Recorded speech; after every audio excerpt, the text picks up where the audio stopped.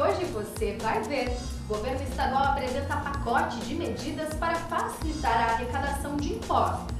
E começa hoje as inscrições para o ProUni, o Programa Universidade para Todos.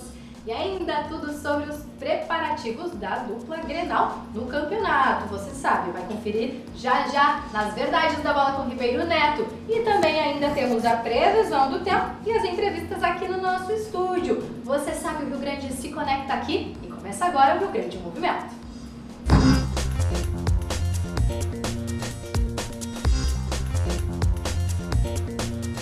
Rio Grande em Movimento. Oferecimento CIE 50 anos. Uma história de infinitas oportunidades. E Timber Móveis sob medida. Sua casa, seu universo. Muito boa tarde, seja bem-vindo ao Rio Grande em Movimento. Hoje teremos previsão do tempo, as entrevistas aqui no estúdio, as Verdades da Bola com Eli Ribeiro Neto e muitas informações no nosso giro policial de notícia. Enfim, hoje o programa tá cheio. E a gente começa o Rio Grande em Movimento falando sobre o pacote de medidas apresentado pelo governo do estado para facilitar a arrecadação de impostos gaúchos. Veja. Em evento realizado no Parque Científico e Tecnológico da PUC, foi lançado o Receita 2030, conjunto de 30 medidas que tem como objetivo modernizar a administração de impostos estaduais, como o IPVA e o ICMS. É um conjunto de 30 iniciativas, 30 ações que a gente pretende implementar ao longo desses 4 anos da atual administração para reformar o regime tributário, não só do ponto de vista dos setores econômicos, das alíquotas, mas mais importante do que isso, do ambiente de recolhimento, das obrigações que são necessárias, da complexidade que se tem para recolher tributos hoje, do relacionamento com o fisco, da forma de apuração de eventuais impropriedades. Então é um conjunto amplo de medidas. As iniciativas vão proporcionar um melhor ambiente de negócios para o contribuinte gaúcho. Um conjunto de medidas que tem um objetivo central: melhorar o ambiente de negócio das empresas no Rio Grande do Sul, melhorar a relação fisco-contribuinte, simplificando radicalmente o cumprimento das obrigações acessórias. Para o governador Eduardo Leite, os primeiros resultados dessa iniciativa já devem aparecer nos próximos anos. Os reflexos, a gente tem a expectativa sim, que se sintam já dentro do nosso governo, mas é um projeto aqui de longo prazo. Quando fala 2030, são as 30 iniciativas, mas olhando para um horizonte também até 2030 de toda a modernização que tem que ser feita na administração tributária do Estado do Rio Grande do Sul. E começam hoje as inscrições do Programa Universidade para Todos, o ProUni. Serão ofertadas mais de 169 mil vagas.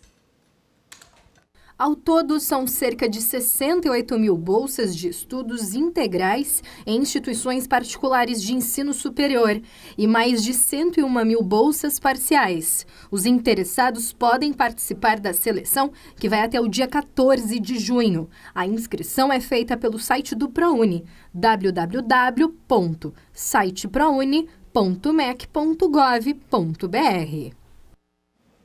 Bom, agora a gente segue aqui com o Rio Grande em Movimento e hoje a nossa primeira entrevista vai falar sobre a audiência coletiva que abordou a obrigação legal de notificar ao poder público acidentes e adoecimentos de trabalho classificados na legislação vigente como uma notificação da notificação compulsória. Olha só, o tema é bem complexo, mas a discussão é super válida e por isso a gente abre espaço aqui no Rio Grande em Movimento. Mas é já? Então já vai ser a entrevista, segura um pouquinho, fica aí na ansiedade, não se esquece, é claro, de ficar conectado com a gente. O Rio Grande volta já.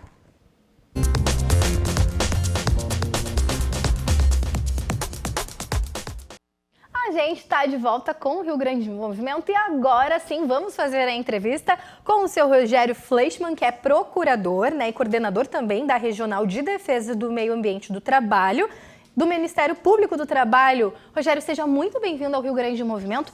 E referente a esse tema, quais são aí os pontos principais que a gente já pode abrir reflexão e encarar, enfim, referente a tudo que foi discutido ali na audiência, o que a gente pode já destacar? Boa tarde. Boa tarde, obrigado pelo convite. Claro. O Brasil, infelizmente, tem um déficit muito grande no que respeita às notificações de doenças e acidentes no trabalho.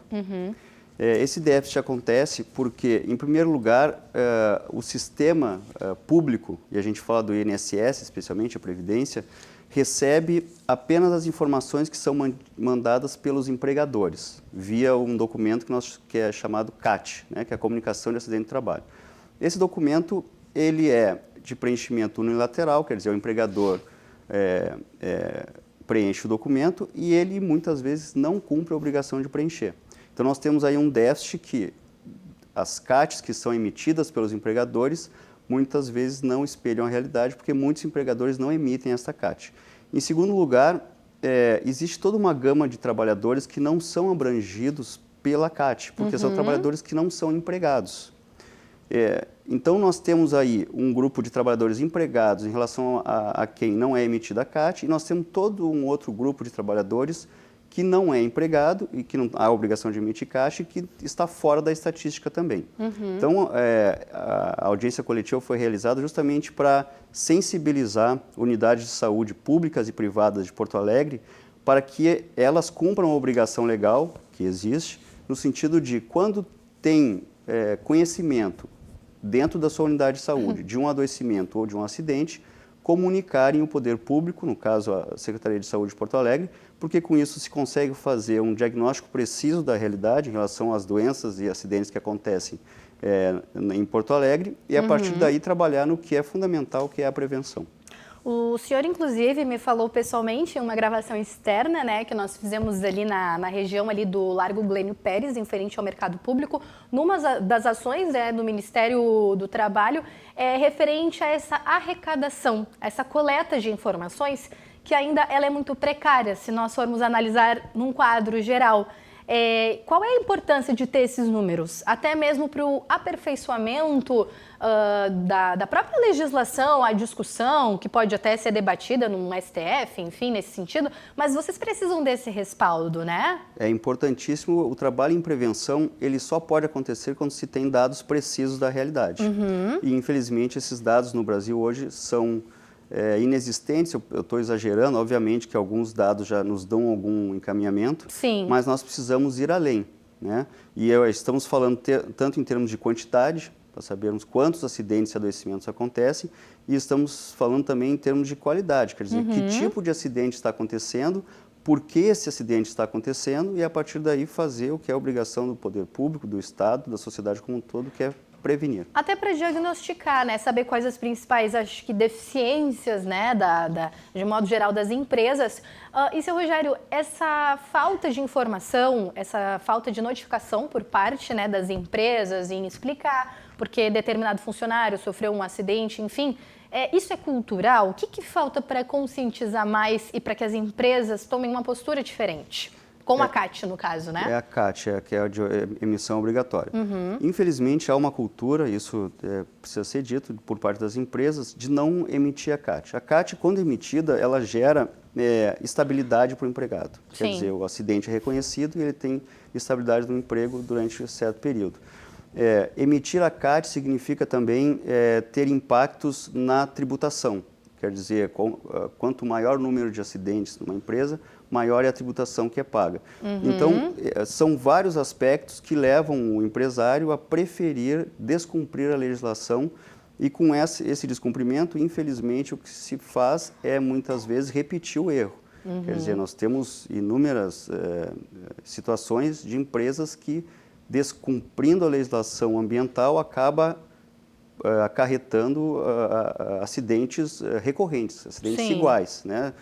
Acidentes em série. Né? Então, obviamente, o objetivo nunca pode ser esse de arrecadação e, enfim, de esconder, mas efetivamente de prevenir, porque o Brasil, infelizmente, nos últimos anos, a estatística, a gente até chama atenção para o Observatório de Saúde e Segurança do Trabalho na internet, basta colocar no Google, é um observatório mantido pelo Ministério Público do Trabalho e pela OIT, e desde 2012 para cá já passou de 80 bilhões o gasto do poder público com acidentes do trabalho. Quer dizer, é muito gasto, dinheiro público que está sendo usado nisso, e não se está falando nem do gasto dentro dos hospitais para tratamento pelo SUS, por exemplo, desses trabalhadores. E está se deixando de fora, inclusive, o número de dias de ausência desses trabalhadores, que obviamente impacta na economia. E falando especificamente sobre os acidentes, né? Nós temos aí um ranking estadual e nacional referente aos acidentes. Quais são os mais comuns que fica aí de alerta e também de uma reflexão por parte, né, das empresas em mudar, para que justamente esses índices podem baixar, podem cair de alguma forma? Eu até falei nisso na reportagem aquela vez que estivemos lá na ação, né? É bom que a gente fale em empresas e também em trabalhadores não empregados, né? Quer dizer, porque se verifica nessas pesquisas que nós estamos fazendo que há muitos trabalhadores não empregados se acidentando também. Então, nós precisamos abranger os dois grupos. E, especialmente, se formos falar dos acidentes graves e dos acidentes fatais, a maior incidência é queda em altura, então. Altura, choque elétrico e trânsito, acidente de trânsito. Quer dizer, motofretistas, por exemplo. Aqui em Porto Alegre, se formos ficar só em Porto Alegre, os dois acidentes que mais, os mais graves, né, que no ano de 2018, são com motofretistas e queda em altura. E como proceder o trabalhador, neste caso, em que não há emissão da CAT? Né? Lembrando que a CAT é essa documentação que a empresa tem que fornecer ao INSS, né? Relatando o que aconteceu, até para que as devidas providências legais, jurídicas, sejam tomadas. Quando essa documentação ela não é emitida, de que forma o funcionário pode se posicionar em busca dos seus direitos, até para que ele possa ser assegurado? Não somente, às vezes, a curto prazo, mas a médio e a longo prazo também. Sim, com certeza. À disposição do Ministério Público do Trabalho para denúncias, no site www.prt4.mpt.mp.br. Há um link coleta de denúncias, faça lá o comunicado que vai ser investigado por um procurador do trabalho. A denúncia pode ser feita toda online, então pela internet? Toda online, é autoexplicativo, o conteúdo ali é muito fácil de preencher e imediatamente é aberto um inquérito por um procurador do trabalho. Perfeito. E mais uma pergunta que eu acho que é muito bacana, é muito interessante, é de que forma também que o empregador faz todo esse processo da CAT, né? É fácil, é um processo rápido? Quais são os direitos que ficam resguardados até mesmo para a empresa, seu Rogério, para que ela, de alguma forma, futuramente não precise ser punida ou, às vezes, até mesmo se envolvendo num processo trabalhista por conta, né? Um pedido de um processo trabalhista por conta de um colaborador, por exemplo, né? Como é que pode proceder e fazer todo o processo correto e não correr nenhum risco jurídico? É sempre um passivo, né? É sempre um risco de passivo para o empregador. Então, obrigatoriamente preencher a CAT. A CAT, infelizmente, não é um documento de fácil preenchimento, né? Mas hoje, ferramentas da internet, aí, uma assessoria eficiente vai dar todos os caminhos para fazer. Com certeza. E as denúncias online? Online para o MPT. Pelo MPT. Seu Rogério, muito obrigada pela atenção, pela participação aqui, né, no Rio Grande Movimento. Esse é um assunto muito importante, muito interessante, ainda mais que estamos aí em tempos de debate, de discussão sobre reforma da Previdência. E em meio a tanto tumulto, tem um lado positivo, né? Que cada vez mais as pessoas, acredito eu, estão se despertando para saber mais sobre os seus direitos, sobre os seus deveres também. Muito obrigada pela participação aqui hoje. Eu que agradeço. Então a gente conversou com o Rogério Fleischmann, que é procurador, tirou todas as nossas dúvidas aqui no Rio Grande Movimento sobre o assunto e agora nós vamos para um rápido intervalo. Daqui a pouquinho a Manu tá de volta aqui com você. É já já.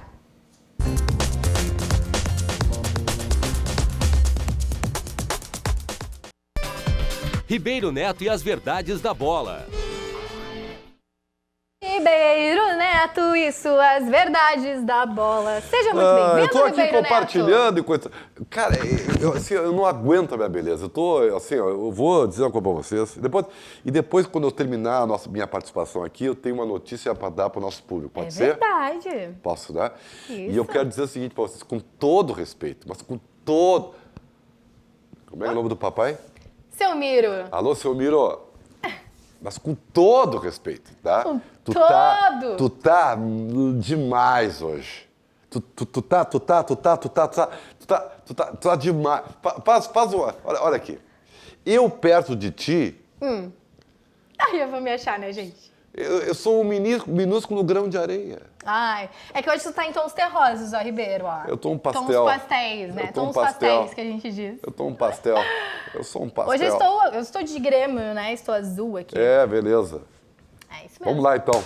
Vamos Ontem lá. eu estive à noite lá na festa da SEG, estava linda demais, né? No Virando o Jogo nós vamos ter a reportagem do Guilherme Paz.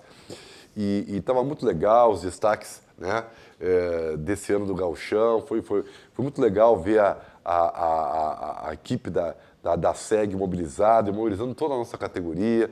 Quero agradecer duas pessoas, evidentemente que eu vou esquecer de alguém, mas agradeço na pessoa do presidente Alex Bagé, do Rogério Amaral, né, que está vindo na sequência cuidando do jogo, que também foi o organizador da festa, maravilhosa, foi fantástica mesmo. E lá estavam muitas presenças ilustres, inclusive os presidentes da dupla Grenal, né? Ou outros dirigentes representando a dupla, né? E óbvio que se falava em futebol, muito futebol, né? E claro também que o assunto da hora é a Copa do Brasil. Com certeza. Tá? E Essa são é a os pauta, confrontos né? da Copa do Brasil, coisa e tal. Então, vou deixar o Guilherme Paz contar essa historinha. Fala, Guilherme. Toca a ficha. Vai, meu filho. É mata-mata. Quartas de final da Copa do Brasil. Um chaveamento de enfrentamento de 8 clubes importantes, não tem aí favorito nenhum. São mais de 50 milhões de premiação para o campeão. Mas o caminho até a grande decisão não será nada fácil. Mas eu tenho muita fé aí, confio muito no nosso elenco, no nosso corpo diretivo, no pessoal da comissão técnica. Nossa torcida vai fazer diferença e acho que dia 17 de julho a gente vai ter um Inter classificado. A dupla Grenal chegou. O Colorado vencendo o Paysandu. No jogo de ida, 3-1. E fora de casa, o placar foi 1-0. O Grêmio fez um clássico estadual. Enfrentou o Juventude. Depois de um 0-0 em Caxias do Sul, na arena o placar ficou elástico. 3-0. E na sede da CBF, o sorteio traçou o caminho até a grande decisão. O Inter pega o Palmeiras de Felipão. Em 17, né, nós pegamos já o Palmeiras, tivemos um embate forte com o Palmeiras, na época valia gol qualificado, a gente ganhou aqui, perdeu lá de 1-0, infelizmente foi 2-1 aqui, a gente está numa segunda divisão, a gente estava com uma dificuldade, eu acho que agora a situação é um pouco diferente. Jogo de ida e volta, onde o Colorado decide no Beira-Rio. Certamente vai ser um adversário duríssimo. Talvez, né, decidir no Beira-Rio nos traga algum tipo de vantagem na frente, mas a gente só vai saber disso depois do primeiro jogo. Então nós vamos ter que fazer um enfrentamento de igual para igual, de grande para grande, confiando no nosso elenco, sabendo que nós vamos jogar com um clube de maior investimento hoje no Brasil, mas nós vamos nos preparar bem nessa parada, vamos nos preparar bem na intertemporada, para fazer, logo a seguir a retomada já é a Copa do Brasil, fazer um grande jogo em São Paulo e trazer a decisão para dentro do Beira-Rio, onde nós temos aí o torcedor como nosso maior reforço. Já o Grêmio, um reencontro com o Roger Machado. Acabamos de jogar contra o Bahia, tivemos um revés, embora bastante desfalcados. Tivemos um revés de 1-0. Vamos fazer um novo enfrentamento. É um enfrentamento duríssimo, mas meu sentimento é que há a possibilidade de passar. Bahia e Grêmio. Grêmio e Bahia. Desta vez o tricolor decide a vaga fora de casa. Os jogos só depois da Copa América. Mas até lá, dá para se imaginar uma possível final com a dupla Grenal, já que o chaveamento reservou essa emoção. Se o futebol gaúcho puder sintetizar e expressar o que tem de melhor no futebol brasileiro, a gente fica contente por isso. Eu não sou daqueles que só para mim. Não. No momento em que os dois clubes gaúchos estiverem sempre bem, disputando tudo, é um fato extremamente relevante e importante no contexto do futebol brasileiro. O negócio vai. Mas é só depois da parada na Copa América. É, né? eu acho que depois que vai dar bastante Eu dito o seguinte, eu acho que nem o torcedor do Grêmio tem que ficar tão feliz assim porque pegou o Bahia, pois por não considerar dá pra... que é mais fácil, embora a gente tenha observado isso, né, que o Grêmio deu muita sorte no sorteio, e nem o torcedor do Grêmio tem que ficar apreensivo porque pegou o teoricamente mais forte, que é o Palmeiras. Especialmente em Copa do Brasil, gente, que são competições eliminatórias com uma outra forma de competição, nada a ver com o Campeonato Brasileiro. É. Então, e são clubes grandes. Tá? Então, eu assim, ó... E daqui a pouco, até, se o Inter passa pelo Palmeiras, Deus do céu, ganha um moral, né, impressionante. Com certeza. É verdade. Aliás, falando em Grêmio, sabe que o Grêmio tem um jogo contra o Botafogo, mas tem muitas perguntas ainda que estão sem respostas. Mas Como, por exemplo? vou deixar que o Pedro Oliveira conta pra gente. O Grêmio até saiu da zona de rebaixamento, mas a pressão sobre Renato Portaluppi para resolver os problemas continua. Mas eu queria lembrar algumas pessoas que o Grêmio, 2 anos e meio, 6 títulos. Então, para os cornetinhos ou para alguém que está com amnésia, 2 anos e meio, 6 títulos. Eu não me incomodo porque eu confio plenamente no meu grupo e sei que daqui a pouco o Grêmio vai decolar no Campeonato Brasileiro. Isso é uma coisa certa, isso é um fato. Damos mole, pagamos caro por isso. Diante das coletivas, Renato preferiu amenizar os problemas que rondam o mau momento gremista. Um deles é o caso de Diego Tardelli, atacante que chegou em fevereiro ao tricolor com direito a aeroporto lotado e muito dinheiro investido. Espero corresponder para a torcida, para o presidente, para o clube, todo esse esforço que eles fizeram para me trazer até aqui. E estou muito feliz pela essa oportunidade, de voltar para o Brasil. Depois de jogos no banco de reservas, semanas apenas treinando e muitos questionamentos, o atacante teria pedido para sair do tricolor e deixou isso claro para o seu empresário, Juliano Bertolucci. Mas até o momento não há uma definição entre todas as partes para o desenrolar do caso. Outra situação que chama atenção é a do atacante Luan, que depois de ser eleito o melhor jogador da América em 2017, viu seu rendimento cair. Com problemas de preparação física e dores musculares, Luan não joga desde o dia 11 de maio, quando se lesionou contra o Corinthians. Agora, mesmo recuperado, o atacante não integrou o elenco do Grêmio no jogo contra o Fortaleza e não viajou ao Rio de Janeiro para a partida contra o Botafogo. Diante dos problemas, um jogador que ajudou na má fase foi Everton. Agora o atacante está na seleção e pode até ser titular vestindo a amarelinha.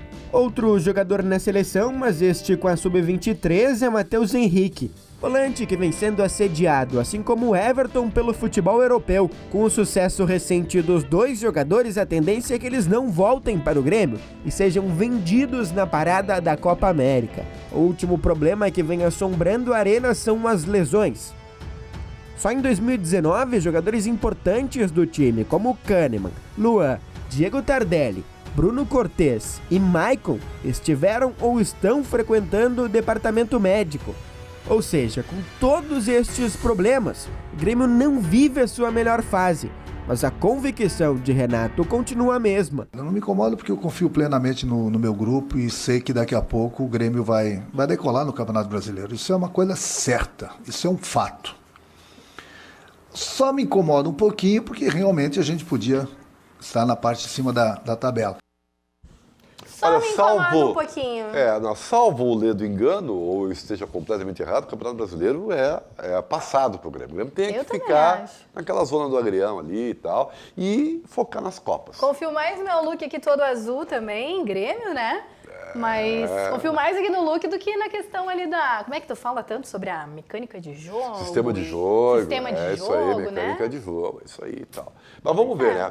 Agora, nessa quarta-feira, os dois clubes se despedem do Campeonato Brasileiro. Teremos a parada para a Copa América e depois volta tudo ao normal aqui na nossa aldeia. Com certeza, Ribeiro Aliás, Neto. então eu quero aproveitar o momento, entendeu?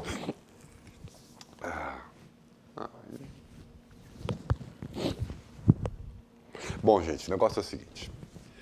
A partir de amanhã, né, esse programa aqui, ele vai mudar um pouquinho, tá? Ele certamente vai perder em competência, em beleza, ele vai perder muita coisa. Mas ele vai ganhar algumas também, né? E eu teria a honra de, a partir de amanhã, comandar num voo solo o Rio Grande em Movimento. Claro que vai ser um pouquinho mais com a minha cara, com o meu jeito de ser. E com a sua beleza. Eu não queria chegar nesse ponto, mas é que todo mundo sabe já, né? Tá? Né? Então, eu quero te dizer o seguinte, Manu. Te amo, tá? Eu também, Ribeiro Neto. A gente se ama, gente. E vamos dar aquela passada, né? O desfile de Ribeiro Neto e de Manu Veiga aqui pra você na câmera do Riva. Câmera do Riva, vamos lá. Então não perca, Ribeiro Neto. A partir de amanhã. A partir de amanhã, no Comando Geral do Rio Grande Movimento. A gente se encontra por aí, mas temos um rápido intervalo e a gente volta já? Já amanhã, gente! Ribeiro Neto e as verdades da bola.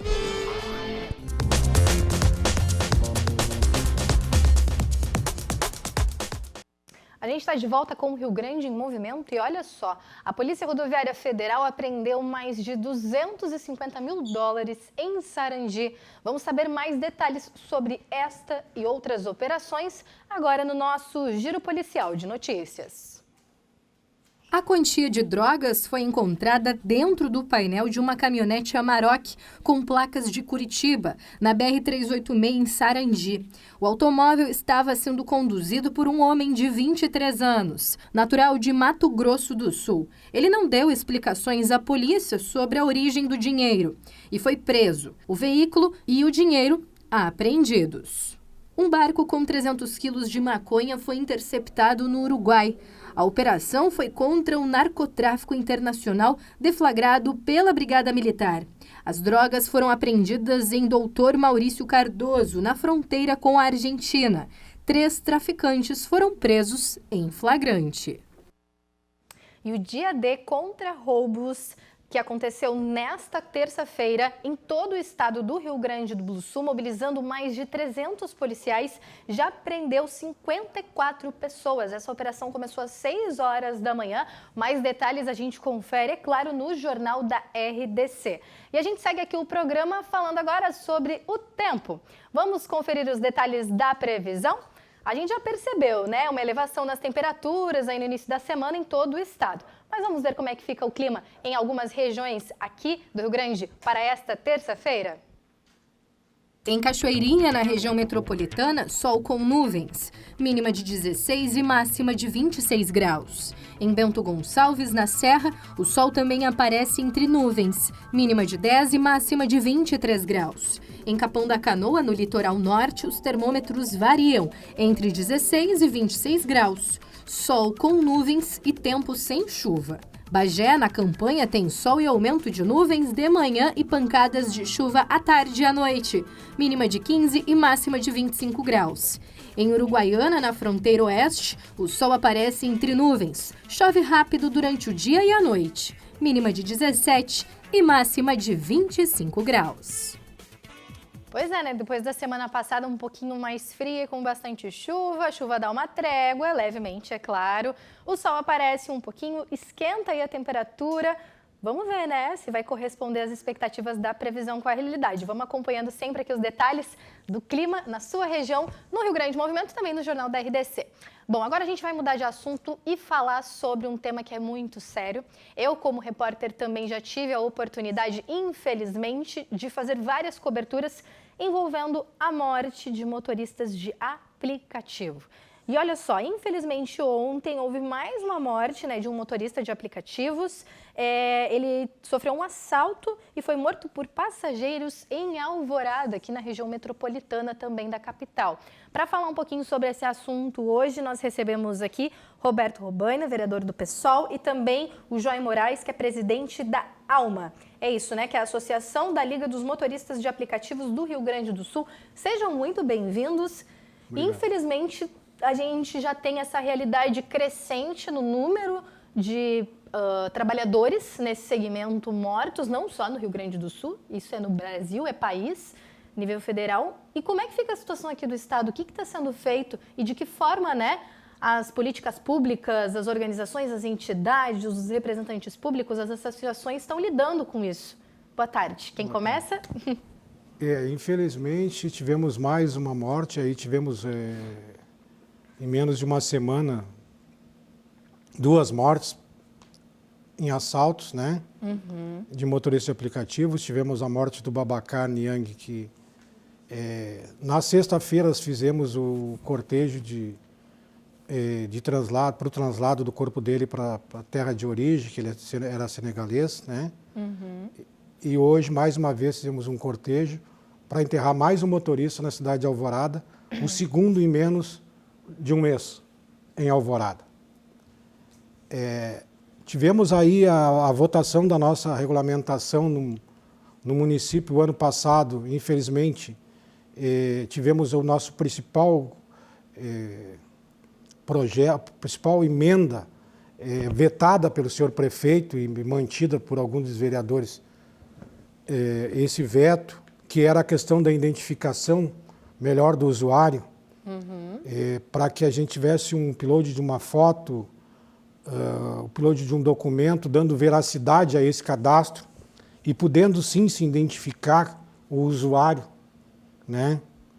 E não sendo por cruzamento de dados o cadastro, mas sim um cadastro verídico, fidedigno. Infelizmente, tivemos vetado essa emenda. E no final da votação lá, pedimos aos vereadores que trouxessem essa emenda novamente como projeto de lei. E, felizmente, o Robaina assumiu essa tarefa para nós lá de reapresentar essa emenda, que agora é a PL 10, um projeto de lei 10, de número 10, que não pede só o cadastro, mas também pede a colocação de uma senha no aplicativo. Um cadastro para que o usuário tenha consciência que ele é responsável também por um bom cadastro. Porque chamar o carro para um terceiro ou tiver o telefone roubado, ele possa se proteger e proteger aqueles que estão trabalhando e prestando serviço. Estamos num momento muito triste. Hoje a Associação A Alma hoje faz 1 ano de formação. E, infelizmente, no primeiro ano de formação, estávamos participando do enterro de mais um colega. Eu acredito que há que sensibilizar a Câmara de Vereadores para essa PL.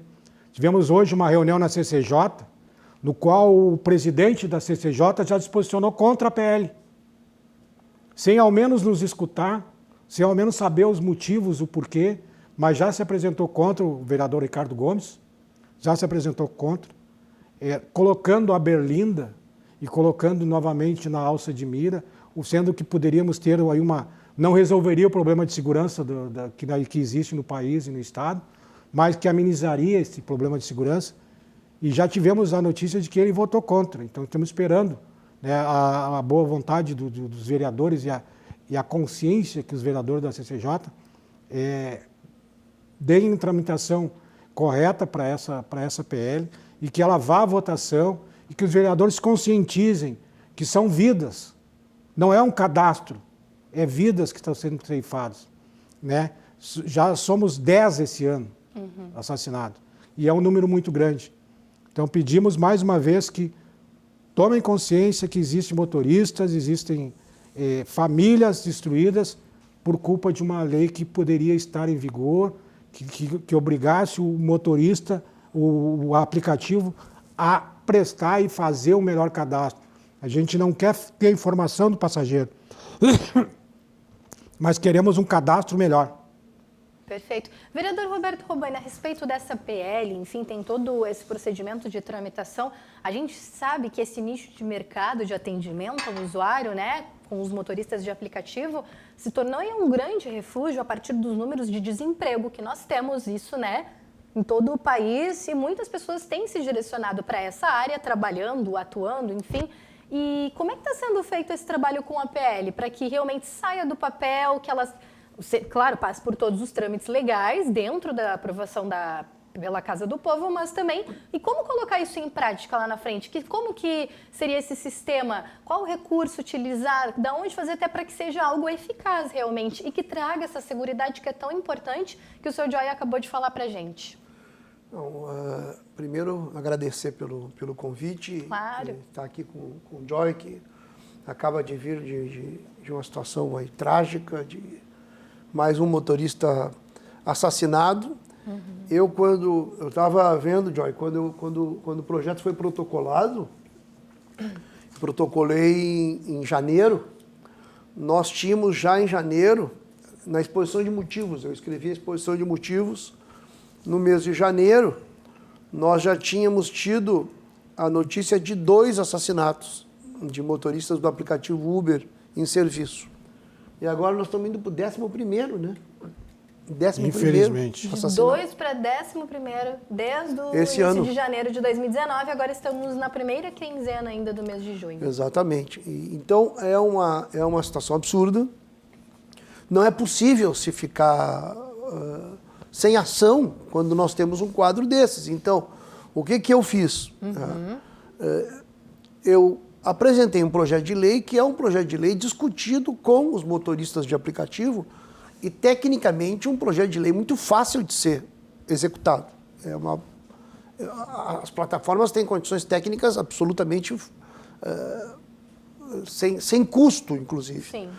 Que é o que o Joy falava, ou seja, ter um cadastro, nesse cadastro ter a identificação fotográfica e ter a utilização de uma senha para que o motorista do aplicativo saiba qual é a pessoa que ele vai conduzir. Mas isso é o mínimo da segurança que a gente tem que oferecer. Isso não é oferecido. As empresas, infelizmente, fazem pressão para que essa legislação não seja aprovada. Há questionamento à legislação, inclusive a que foi aprovada na Câmara, partes dela têm sido questionada. O Partido Novo entrou com questionamento que não se pode regulamentar a questão do transporte de motoristas de aplicativo, o que é muito grave, porque as pessoas estão morrendo. Quer dizer, então, e são medidas fáceis. O que nós estamos fazendo? Nós estamos fazendo a pressão, justamente, como o Joy falava.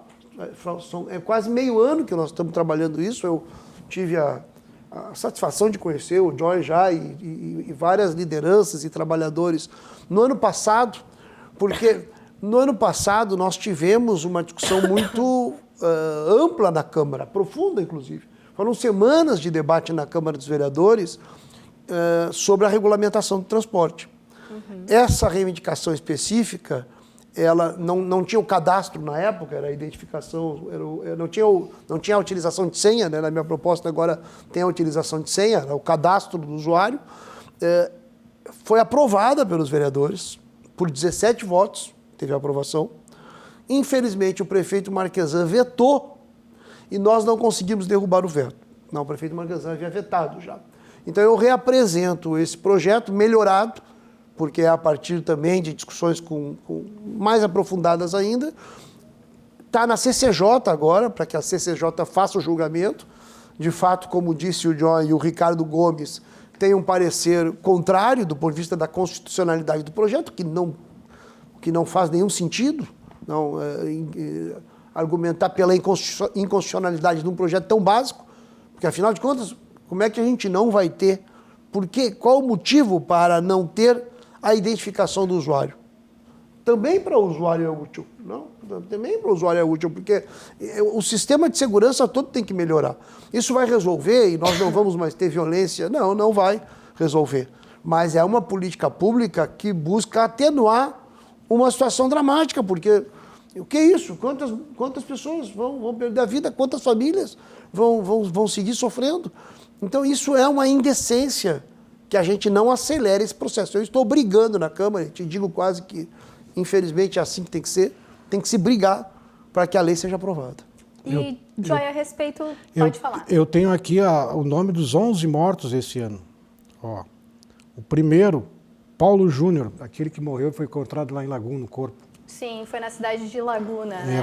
Foi encontrado o corpo em Laguna. Sim. Antônio Everton, em Viamão. Diego, Lomba do Pinheiro. Matheus Alves Machado, Alvorada. Caroline Nogueira, Gravataí, que era motorista de aplicativo. Sim. Gerson Hellerman, Pacaus, Lomba Grande, Novo Hamburgo. Luiz Fernando Rodrigues, Alvorada. Jefferson Cortez Lopes, Sapucaia do Sul. Carlos Eduardo da Silva, Gravataí. Babacar Niang, Belém Velho, Porto Alegre. E Paulo Sérgio Machado, Alvorada, no Estela Maris.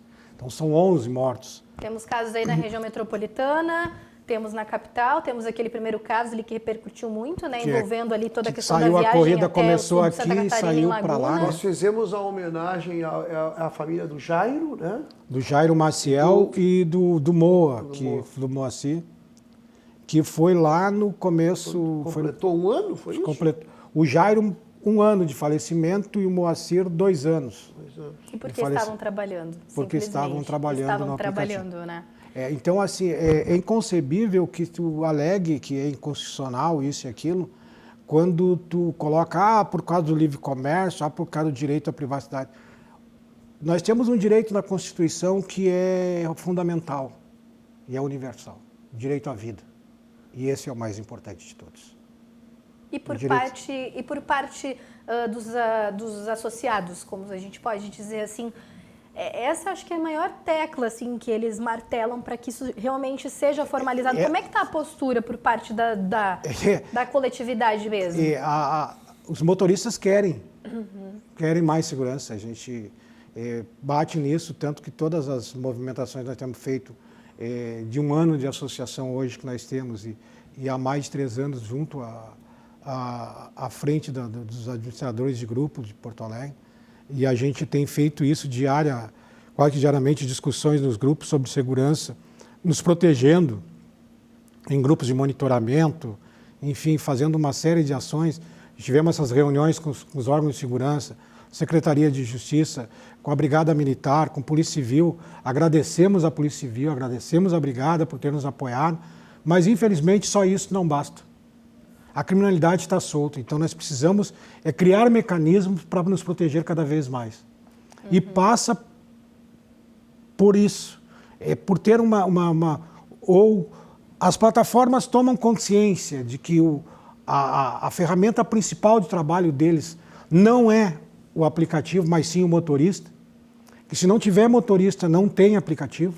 Sim. E nós estamos morrendo na rua, sofrendo assaltos. Precisamos que haja a conscientização não só dos aplicativos, das plataformas, mas do governo municipal, do governo estadual, do governo federal, de que há vidas em jogo, né? E que haja consciência também dos usuários que isso é muito importante. Porque hoje já existe a viagem compartilhada. Quem é que vai te garantir que tu não está compartilhando a viagem com o assassino? Exatamente. Né? Então tem todo um cenário que pode se fazer o melhor e não está se fazendo. Infelizmente, temos que cobrar hoje uma postura do Ministério Público, dos órgãos de segurança, para que coloque-se começar a colocar como coautora, ou seja, chamando à justiça as operadoras de aplicativo como cúmplices nesses crimes, porque é eles que estão colocando os passageiros, os assassinos dentro dos carros.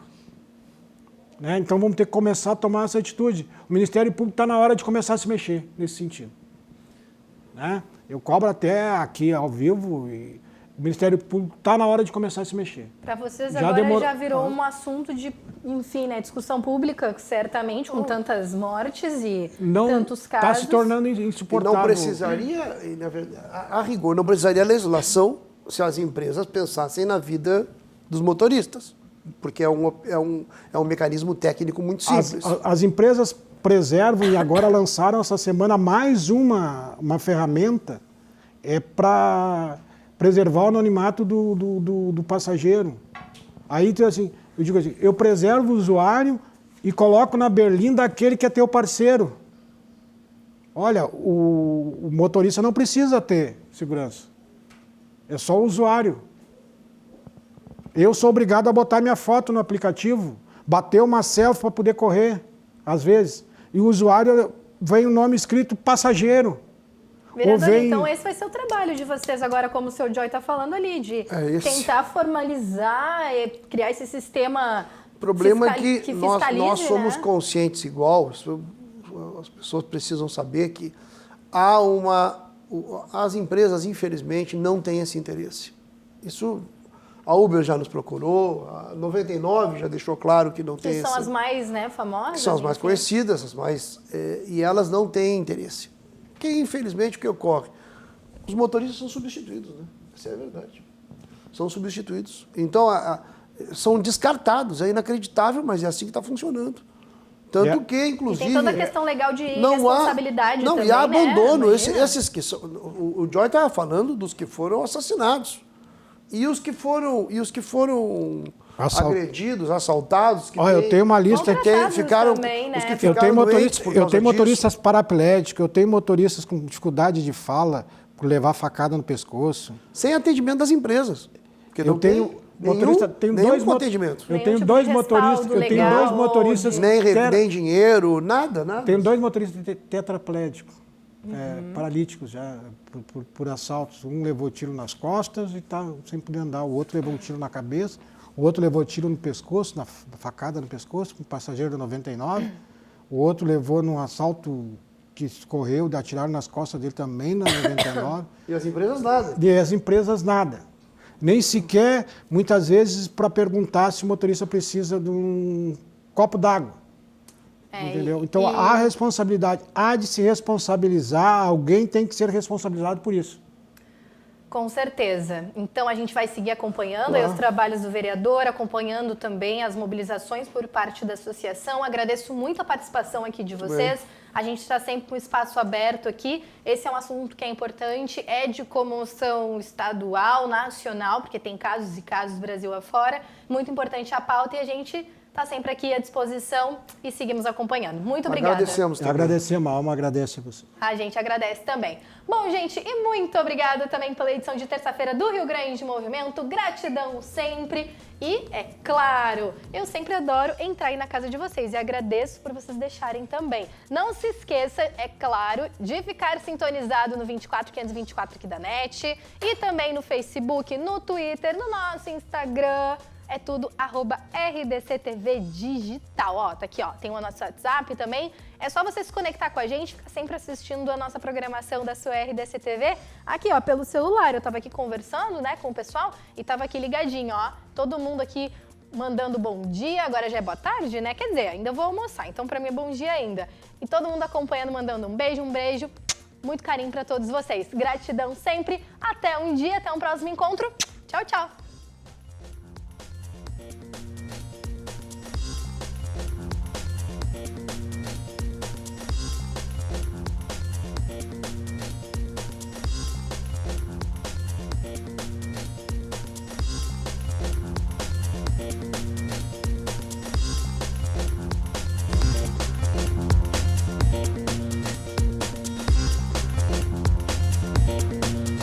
Rio Grande em Movimento. Oferecimento CEE 50 anos. Uma história de infinitas oportunidades. E Timber Móveis sob medida. Sua casa, seu universo.